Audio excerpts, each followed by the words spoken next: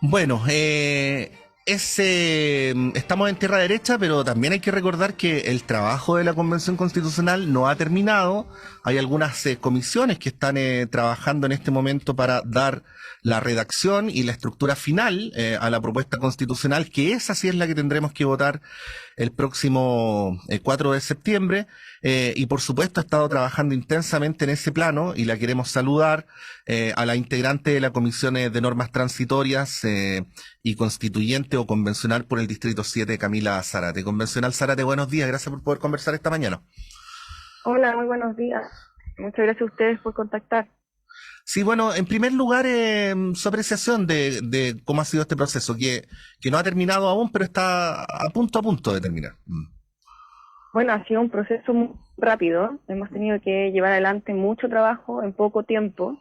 En el caso de las normas transitorias empezamos las sesiones un poquito antes de irnos a Antofagasta.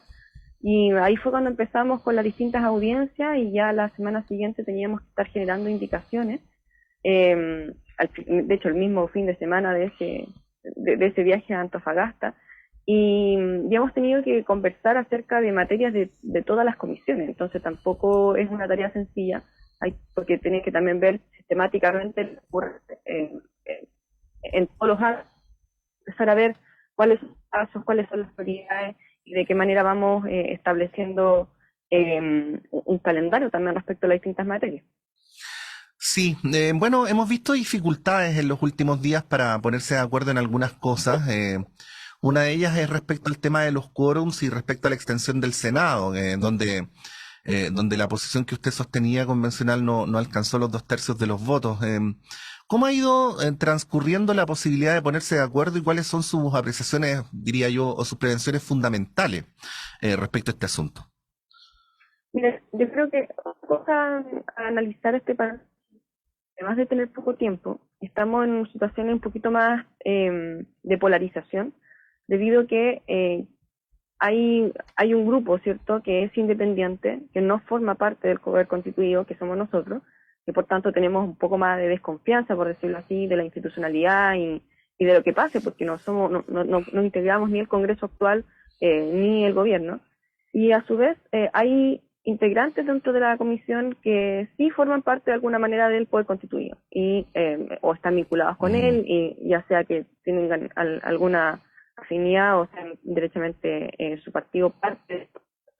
En el caso del gobierno pasa lo mismo. Entonces, ya estamos en una situación en que las normas permanentes están ya listas, ¿cierto?, de cara al plebiscito, pero tenemos que ver cómo se implementa esto. Y en esa implementación, finalmente, hay dos roles que se cumplen, ¿cierto?, de quienes vamos a estar fuera del proceso y quienes están dentro y tienen que asumir un rol directo de implementación. Así que eso también ha dificultado mucho más el debate en torno a las urgencias que queremos tomar y a su vez también cómo el diseño político en general se va haciendo cargo de esas urgencias. Ahora voy a lo que tú me estabas Sí. diciendo. Lo que tiene que ver, por ejemplo, con las reformas constitucionales, guarda directa relación con el calendario electoral. ¿Por qué? Porque en la medida que tú establezcas qué es lo que puede o no puede hacer este Congreso respecto a una constitución que todavía no se va a estar implementando o va a estar recién, ¿cierto?, adecuando, por ejemplo, la normativa infraconstitucional, el establecer qué es lo que puede hacer es muy importante también para definir, bueno, entonces, en cuánto tiempo llamamos o no llamamos a elecciones. Porque si nosotros definimos o apoyamos, por ejemplo, la propuesta de llamar a elecciones en 4 años más, en el 2026, significan 4 años más de este Congreso. Y este Congreso le hemos llamado un Congreso incumbente, porque es un Congreso que no se generó con la intención de reformar la Constitución, a diferencia de la gente que se expresó, ¿cierto?, en la UNA cuando dijo, bueno, yo voy por apruebo, después dijo, yo voy por una convención constitucional, que no es una convención, y con eso, ¿qué quiso decir? Quiso decir justamente que no quiere que sea el Congreso el que genere y formule la Constitución, sino que lo haga un organismo distinto, que además tuvo una representatividad de escaños reservados, paritaria y una representatividad importante de independientes que no tiene este Congreso.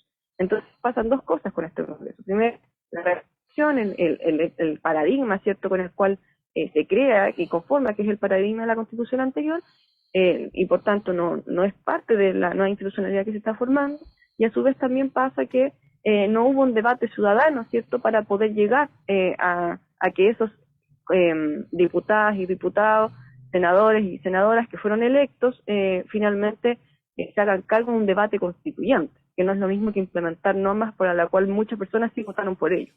Entonces, esa dificultad está muy ligada con lo otro, porque si nosotros damos 4 años, lo que esperaríamos es tener alguna cierta precaución de que este Congreso actual, que no cumple con todas estas reglas que te acabo de decir y que la misma gente se expresó en las urnas, no pueda llegar y reformular todo. Entonces, por eso es que entendemos que esas dos discusiones están de la mano. Acerca del quórum o no, no es que nosotros es por el quórum de 2/3, y eso igual es importante decirlo. Nosotros lo que entendíamos es que si a nosotros se nos impusieron ciertas reglas súper estrictas para poder llegar a acuerdos, y esas reglas que se nos impusieron fue llegar a un quórum de 2/3, que hasta el día de hoy yo también soy total retractora de ese quórum, porque los Sí, usted votó en contra, ¿no? finalmente... Sí. Yo en los hechos yo todo el tiempo he votado en contra de los 2/3 porque he visto cómo estos 2/3 han impedido que reivindicaciones sociales lleguen a puerto o lleguen al borrador. Pero de todas maneras, entiendo, con todo lo que te estoy diciendo, que no puede ser que un Congreso que no fue electo para estos motivos, que no cuenta con esa expresión ciudadana para hacer los cambios, finalmente no cuente con lo mínimo, que son las mismas reglas del juego que tenemos los convencionales. Pero ese es el por qué finalmente se decide ese quórum. Sabemos que no logró la mayoría y por lo mismo también hoy estamos planteando la posibilidad de que, entonces, si no es por quórum, bueno, ¿de qué manera la ciudadanía se puede hacer cargo, ¿cierto?, de estar fiscalizando, de estar viendo qué es lo que se reformula y lo que no? Sabemos que la Constitución no es perfecta, estamos súper abiertas al diálogo, ya te acabo de mencionar que incluso hubieron cosas que no lograron los 2/3 y por eso quedaron fuera. Entonces, por lo mismo que creemos que el mecanismo tiene que ser y tiene que seguir siendo los plebiscitos y los referéndums. Entonces, esa es nuestra apuesta, al menos ahora en esta segunda vuelta, de que sean a través del mecanismo de plebiscito y de referéndum, cómo la ciudadanía puede expresarse si está de acuerdo o no con una reforma constitucional. Sí, le voy a preguntar inmediatamente respecto a eso, pero antes de cerrar el punto anterior.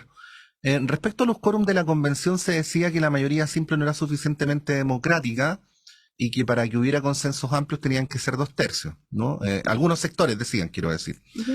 Respecto al Congreso, se dice ahora que los 2/3 sería poco democrático y que lo que correspondería entonces sería la mayoría simple. ¿Advierte doble estándar en esa mirada distinta respecto a la opinión sobre las mayorías dependiendo de cuál es el lugar donde se está decidiendo?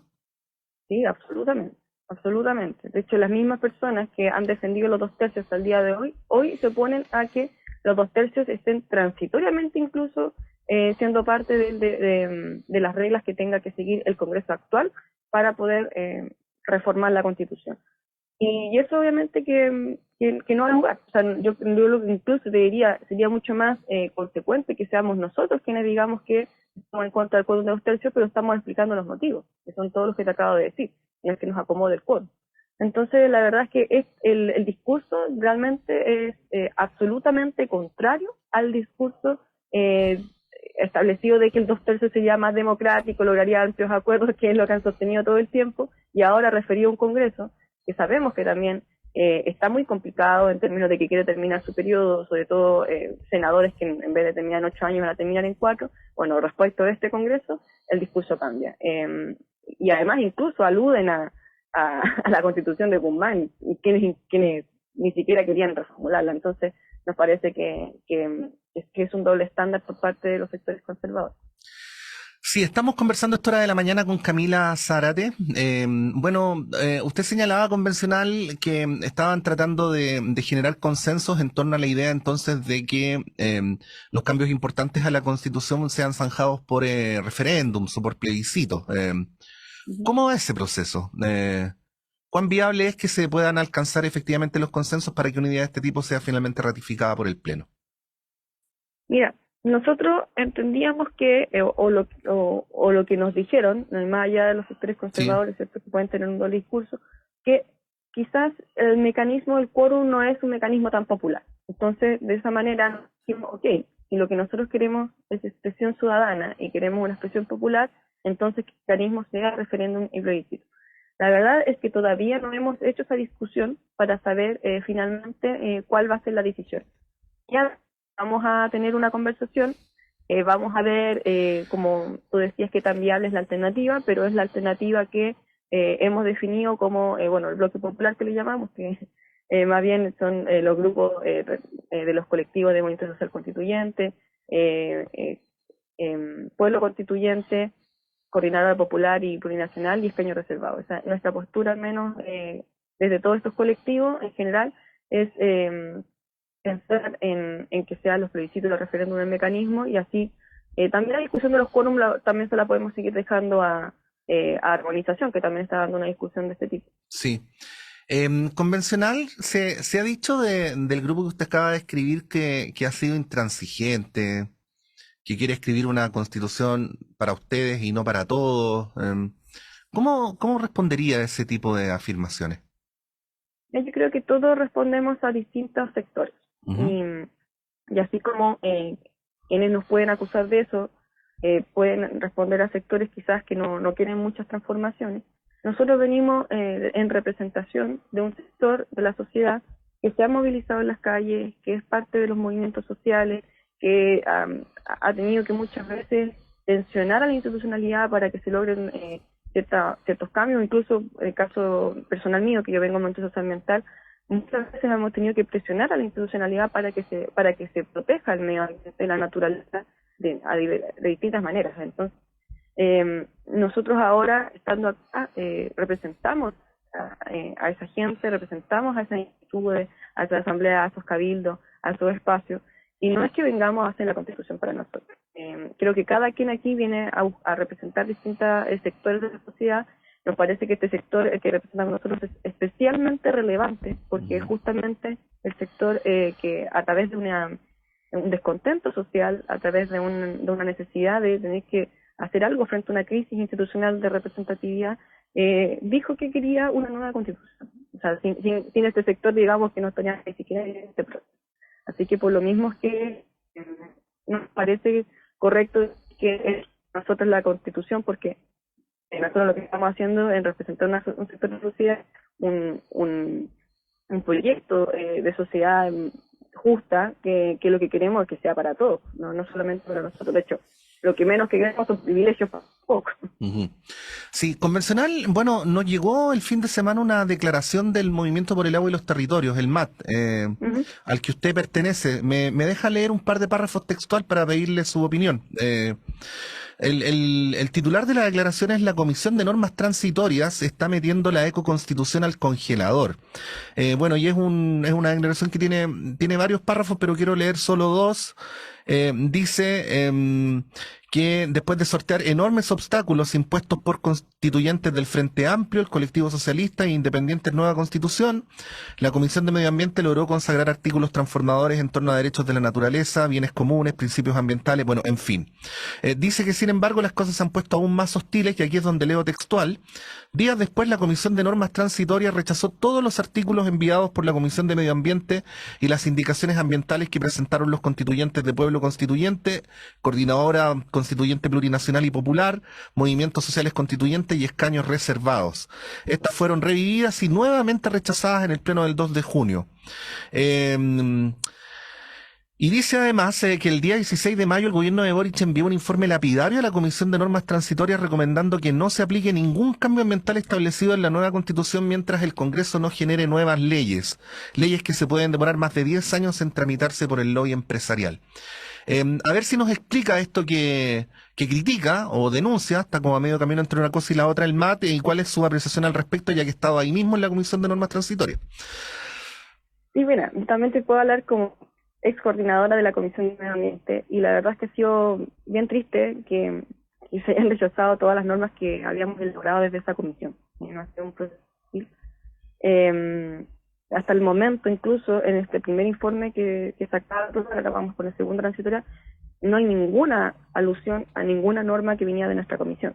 De hecho, la única norma que pasó relacionada a las materias era una norma de Codelco que tampoco formaba parte de la transitoria de los artículos que traíamos de la comisión. Entonces, no es sencillo. De hecho, incluso hubo una polémica importante porque se intentaron simplemente suprimir los artículos, que quería hacer un debate, al menos logramos que se debatieran, y bueno, tan importante que no sé si tan importante, pero al menos no lograron los 3/5 que se requieren de la comisión para poder ser aprobadas estas distintas normas. Así que eso es un proceso que a las organizaciones sociales que lo ven desde afuera también le, le es fuerte por todo el trabajo que hubo anteriormente, pero que también saben que podían, o sea, saben que hay una tónica muy parecida. Nosotros, en particular, como Comisión de Medio Ambiente, sufrimos muchas veces el rechazo de nuestro informe, la primera vez prácticamente completo. Luego teníamos rechazos importantes justamente por que quería lograr una transformación más sustantiva en términos ecológicos en nuestro país. Creemos que varias actividades siguen representando esa intención, por eso es que esa declaración se habla de que se sortea el obstáculo y al final artículos transformadores igual lograron llegar a la Carta Magna. Pero ahora hay una situación particular, no solamente de este rechazo, sino también de lo que podría hacer la presión haciendo el gobierno de Boric en esta materia. Y yo creo que la presión que está haciendo. Te conté, ¿cierto?, que hay personas de que básicamente buscan representar al gobierno y ver desde ahí cómo ellos implementarían las cosas. Y nos vemos la misma mano con las otras materias. Hay muchas normas en Comisión de Justicia, o sea, en la Comisión de Sistema de Justicia, hay muchas normas en la Comisión de Forma de Estado. Hay mecanismos directos de implementación mucho más rápida, y en cambio vemos por parte del mismo informe del gobierno de Boric que la intención es que no se haga nada más ambiental hasta una nueva ley. Y eso es perjudicial justamente por la misma experiencia que hemos tenido. Mira el Código de Aguas, por ejemplo. ¿Cuánto tiempo se demoró justamente porque después se decía que era una expropiación injusta? Entonces son materias especialmente delicadas, porque evidentemente para proteger la naturaleza tú medidas concretas para los privados que están destruyendo la naturaleza. Entonces, al haber esa contraposición, finalmente es mucho más complejo poder implementar, para poder crear esas nuevas leyes, y lo que uno esperaría es que algunos mandatos al menos fueran autoejecutables, no con la intención de borrar la institucionalidad, es con la intención de que, si por ejemplo, una comunidad ve que el Servicio de Evaluación Ambiental aprobó un proyecto que está en contra de lo que establece a nivel constitucional, bueno, activar las mismas instrumentos y herramientas que tenemos hoy en día y aludir a la Constitución. Por ejemplo, la misma reclamación administrativa que se pueden poner en el sistema, ante el CEA, el Servicio de Evaluación Ambiental, o después ante los tribunales ambientales. Pero si no das ninguna posibilidad y simplemente, yo también lo he dicho, simplemente pones al congelador la Constitución hasta que el Congreso establezca un nuevo marco normativo, la verdad es que a menos todo el capítulo ecológico no lo estás implementando hasta una buena cantidad de años. Y eso va a esperar, y te digo desde ya, una acción importante por parte del movimiento social y sobre todo socialmente. Solo para que quede claro, entonces usted hablaría directamente de una presión del gobierno de Boric. Yo creo que la hay. Quizá puedo estar equivocada, pero es al menos lo que yo vivo. O sea, yo lo presencio así. Yo creo que el gobierno de Boric entregó un informe que efectivamente, no, en materia ambiental al menos, no está proponiendo cambios, sino proponiendo y nosotros lo dijimos, yo lo dije hace un tiempo atrás, cuando recién llegó este informe, dejar las cosas como están no es para nosotros. Y por tanto, si se deja así y se siguen las recomendaciones del gobierno, realmente yo estoy totalmente en contra de eso.